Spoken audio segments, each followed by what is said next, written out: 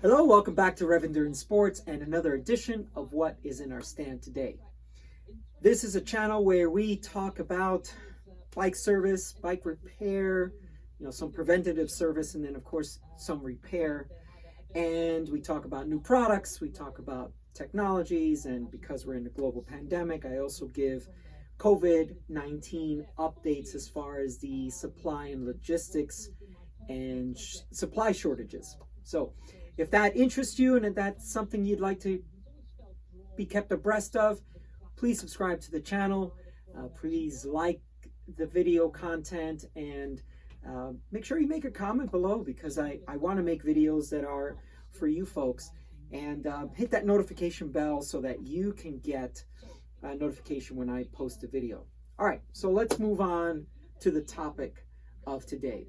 Today we're going to talk about something a little different than actual bike repair. And what I want to talk about is what should be in your flat kit, what should be in your tool kit, what should be in your flat repair or your tool bag or your saddle bag, whatever you want to call that, but that item that is carrying your immediate, or what I call first aid items for your bike. Okay, so there are things that you should have in there to repair your flat, and then there's some extras. So we'll kind of point out what are the extras, but the bare minimums, you should have items to be able to fix your flat, get back on the road without having to call the significant other that, hey, I'm stranded, and cause any friction at home that, oh, every time he goes out, I got to be on standby because I got to go pick him up, or her for that matter. Okay, so the first thing I wanted to do was, just a gratuitous shot of the Bianchi XR4. But one of the reasons why I put this bike in the stand is because there are many different places, sort of, where you can put your tool repair kit. And so on this bike, because it's my race bike, I don't like anything off of the saddle. I think aesthetically, it's just not as pleasing. But remember, everyone either finds something that's aesthetically pleasing to them, or practical and pragmatic might be the approach, right? So anyway, I like to keep the tool bag pretty low center of gravity here near the bottom bracket area. It's out of the way of the bottles.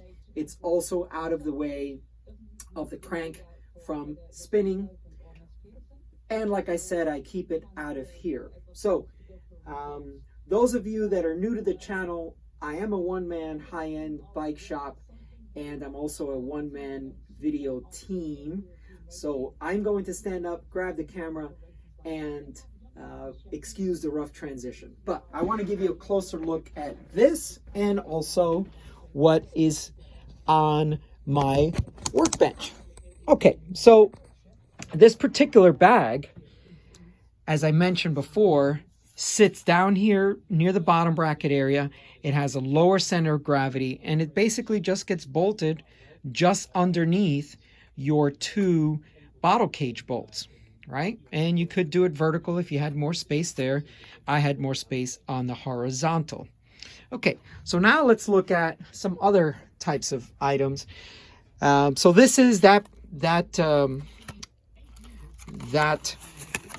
toolkit that I showed you, and it's got a nice little rubber tab there to keep things from bouncing and rattling.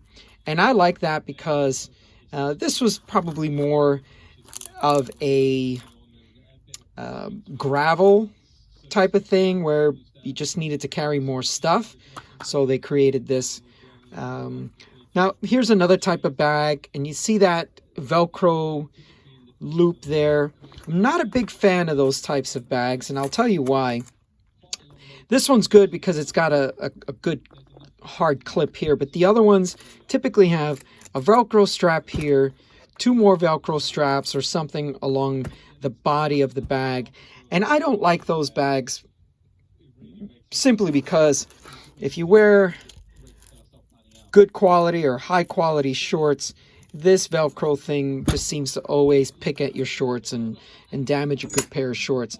Additionally, what people have done, or I have done, is put a black electrical tape or something. But really, I prefer bags like this one, where this clips underneath the saddle and there is nothing attached to the seat post. This is another type of bag. I'm currently using this one and evaluating it. This is by Ortlieb, which of course makes really high quality items for touring. They make panniers, they make all kinds of stuff. But this is a waterproof bag, and you fold it over, and then you just, with this elastic clip, it just goes around that right there. Okay, so let's now talk about the things that must be in your kit, and then some of the extras that would be kind of nice to have. So for starters, you get a flat on the road. What do you need? Well, you need a way to break the bead of the tire from the rim. So tire lever or levers, just depending on your hand strength, or the tire and rim combination. Some are very, very difficult to get off. So you may need 2, might even need 3. You need a tube to replace. Okay, so, and it's very, very important that you know which valve length is in your toolkit. Maybe you've got different bikes, maybe you've got different wheels, maybe you've got different toolkits. Well, which toolkit has the proper size valve stems for the wheels that you're riding? I always say err on the side of safety, or caution, I guess. And personally, because I'm a shop owner and I want to do a good deed from time to time for someone who's stranded, I usually carry 80 millimeter tubes. They look they look really bad on a short sidewall type of a low profile type of rim, but 80 fits everyone. And so if I'm ever on the road and someone needs a tube, which, by the way, let's talk about that. If you're new to cycling, most people are willing to help you, but you have to have your stuff. So when someone rides by and says, hey, you got everything, don't be afraid to say, no, I need air, or I need a multi-tool or something, because as riders, we always want to help each other. But let's just say you don't have a tube, or you've pinched a tube.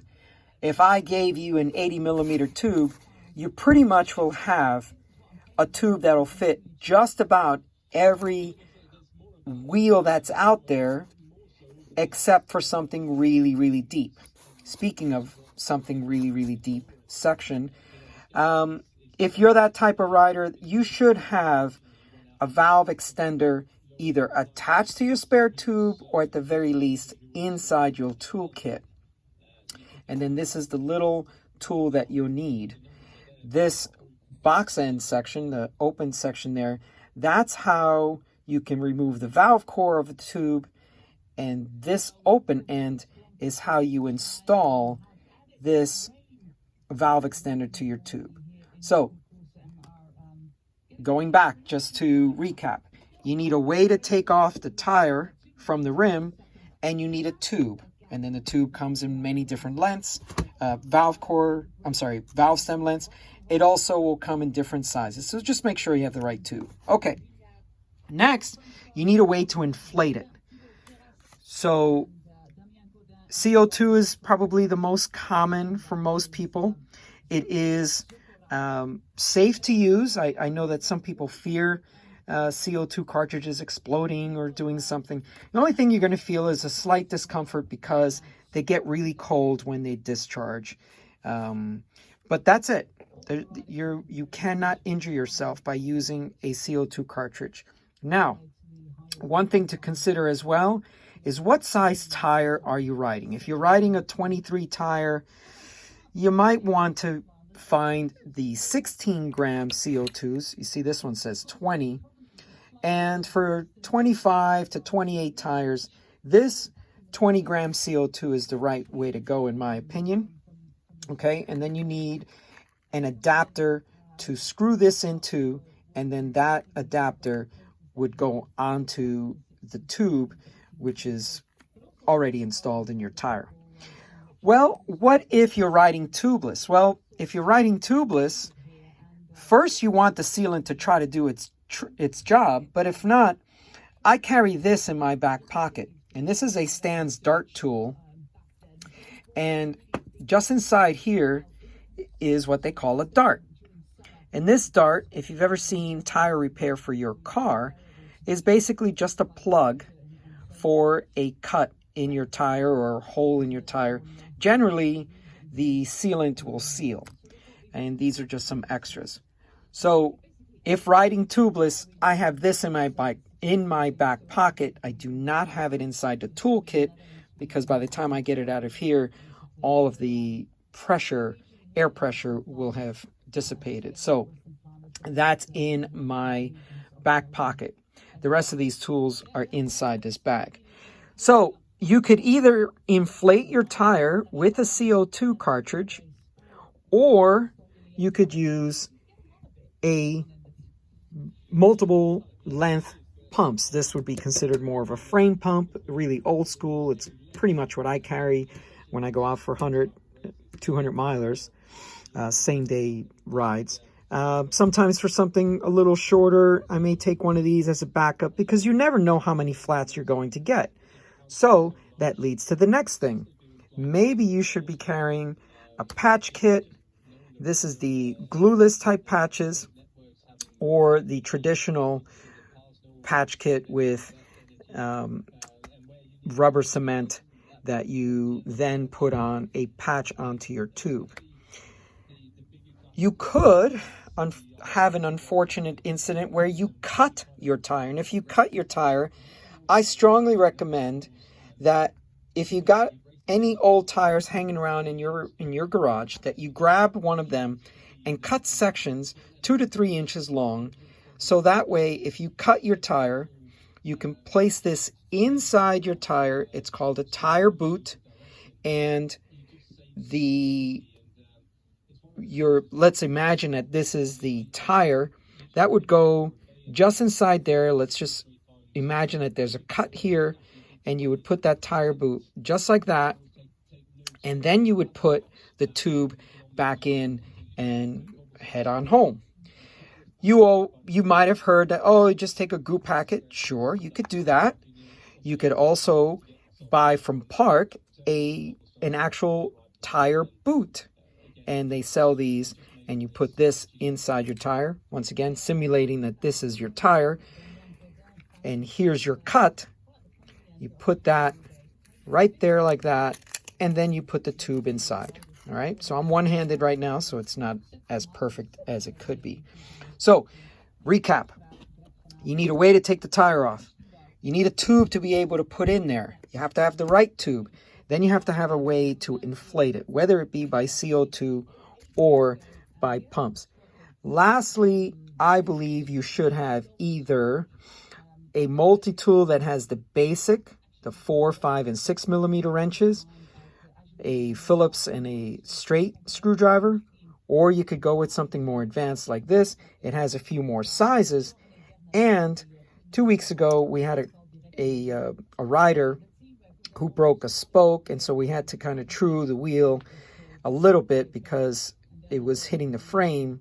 And this particular tool has several spoke sizes, nipple sizes, and it also has a way to break the chain and reattach it. So that's a very nice tool to use or to have in your emergency kit.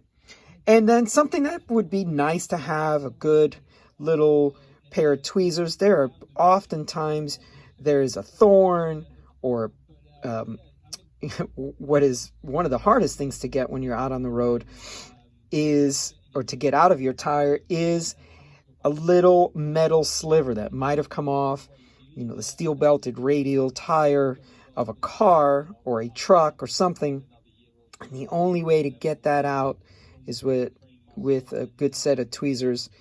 And if you're up there in the years and your eyesight has degraded, you could also have a set of foldable reading glasses inside your toolkit. So those are the things that I suggest that you should have in your toolkit. I'd like to hear from you, so place some comments below what items you keep in your toolkit that maybe I have not thought about, and maybe I should, and we can talk about those items as well. So leave a comment below. What else do you have in your toolkit? All right, thank you so much for tuning in today. We are trying to grow this channel, so please subscribe, hit the notification bell, and hit the like button so that the YouTube algorithm finds this video interesting for its viewers and says, okay, let's rank this a little higher. Okay, thank you so much. We'll see you up the road.